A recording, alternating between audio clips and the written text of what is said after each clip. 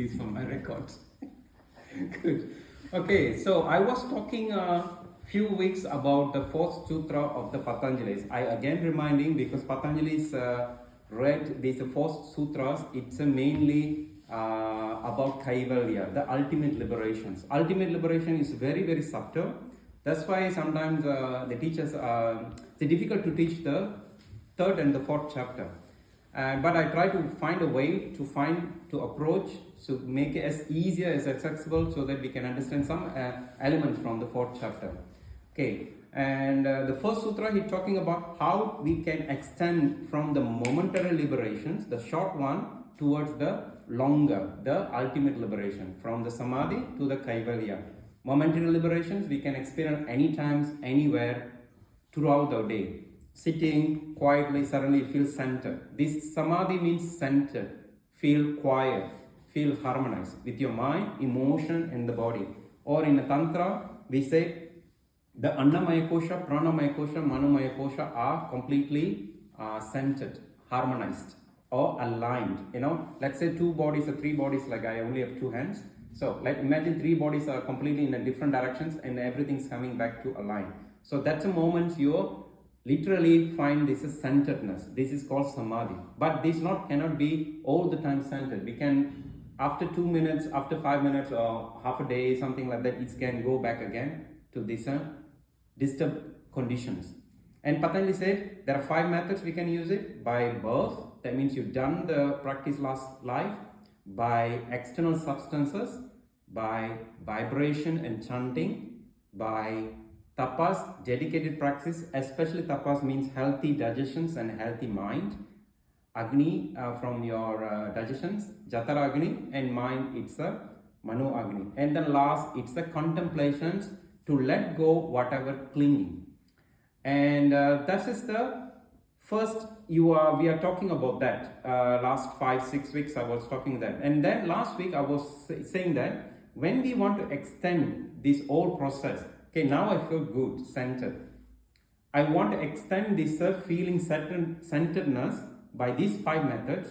There are one bad guy underneath, like our presence of the ego, the asmita, try to pull or try to divert us. Or you can also say that our monkey mind, because monkey mind is the one distract all the time our attention. You feel centered, suddenly there are ding ding ding ding ding ice cream guy in the street, and then you get completely there, and then all this visualization, okay, that maybe have a beautiful ice cream which I can eat, whatever, blah blah blah. So minds completely get lost, and emotion comes because we had no idea all this distraction can creating emotional imbalances. Pranamaya kosha. These all games are done by asmita. And last week I was talking that asmita, the unhealthy ego, and the ahankara, the healthy ego, they both are same side of the coin. It's like the same coin. It's like the same coin. It's only different side. One side look like so much narrow, concentrated, like compressed, because our unhealthy ego, it's tried to make it as compressed. But the other one, ahankara, it means much more vast, open. And as last week I gave one example. Ahankara is like without makeup, doesn't matter. You feel good even without makeup. But asmita, he really need makeup.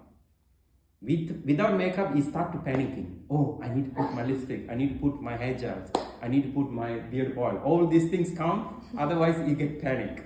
In our daily life, it's like that. Okay, I need to wake up first, I need to do coffee first. No, I need to first make the bed first. This kind of mechanically attitudes we have from grew up as adult, we need to make a little bit loose. Okay, when you wake up, I just give you one example. When you wake up, you need to go to poo. So question is, are you going to make this to toilet, or you say no, I will hold it and I will make the bed like 10 minutes? No, probably you said, okay, let my bed mess, I will go to the bathroom, make my job done, and then probably I'll come back and make the bed. I'm just talking from experience because this has happened in my life. And these are kind, we are becoming a little bit fluid and dancing. This is an act by the ahamkara. If you're really strict, no, I need to first make my bath first, then I can go to the toilet. By the time you finish your bath, you go to toilet, probably no. You don't feel want to go because everything changes, because your actions, whatever. And this all act by the unhealthy ego, asmita. And Patanjali said one sutra, I think sutra, how to recognize this? Sutra number 7. How to recognize, is it my daily activities are controlled by asmita, the unhealthy ego, or I'm more and more into the natural state by the ahamkara, the healthy one. There are one little rule of thumb. He said, karma ashukla akrishnam yoginaha trividam itaresam. That means the action you're doing in your daily life can be daily routines or also actions part of the yoga mats. When you come to the yoga mats, you do your sadhana practice, any kind of activities you do in your life. Whenever you do these activities, you shouldn't fall into the 3 categories. First category, ashukla. Shukla means bright, a white. It shouldn't be non-white. Krishna means dark. Krishna means non-black. So let's say white, black. Okay, Shukla means white, Krishna means black. So you shouldn't get this, last week I reminded this, the moment you know clearly the reactions coming from yourself, I like these activities, I hate these activities. When you read a book, I hate this book, I like this book, this kind of a concrete answer, Shukla means something you like, it means something you're attracted.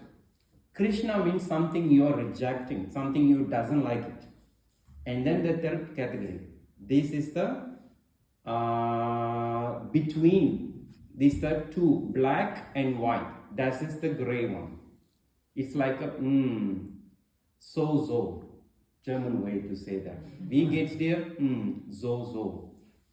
That also not good, because we need to first developing, whenever we do any practice, we're not drawn to that practice. At the same time, we don't attach and averse towards that practice. It's a very tricky one, because the moment we are learning to experience not too much attached, not too much of aversions, and these 2 extremes is too big, and we need to slowly bring the balance. The moment you bring in the balance, you are going to experience somewhere in between. It's okay, I'll just do it without interest. That's the third category. The third category means you just do by done your job. For example, some people working in the office or task, you don't have any options. Your boss said do it, you just do it without any interest. Because anyhow, if you don't do that, they kick out from the work. That's the attitude sometimes we have in our daily life activity. This is the third option. When you clearly know these 3 actions happening, black, white or gray, that means you are ruled by the asmita, the unhealthy ego. We need to go beyond that. Not white, not black, and not gray. Then you might ask, what's that? That is we call in Advaita Vedanta, also in the Tantric Buddhists, they say beyond these 3 qualities. You know this beyond these 3 qualities. For basic example, like when you vacuum cleaning like half an hour in your flat, after you finish vacuum cleaning, you come and sit completely like a open mind, open self. It's sometimes you're relaxing, you feel like you're relaxed, but at the same time the mind is clear.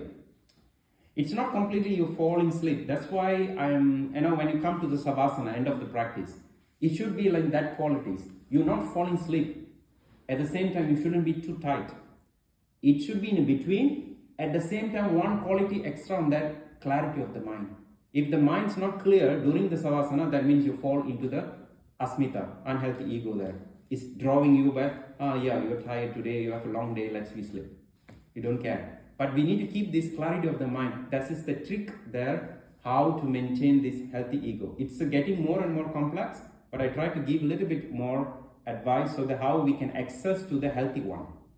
So how to access to the healthy one? make sure you not fall into the white category, you not fall into the black category, you also not fall into the gray category. It's like another way to say that is in between, like a sunrise and sunset moment. The quality of the sunrise and sunset moment. That is the moment where it's not day, it's not night, it's also not in between, because you cannot find one point. This is exactly, it's like just period. Gray means it's just mixture of black and white. Okay, gray means mixture of black and white. We need to find this liquid form state where you are a little bit fluid. You can dance with that. Okay, that is the one I want to experience. So I will bring a lot of instability into our practice, and you find the balance in the instability in the practice. Great. Let's find the instability and stability into the practice. Good. Anybody pregnant here?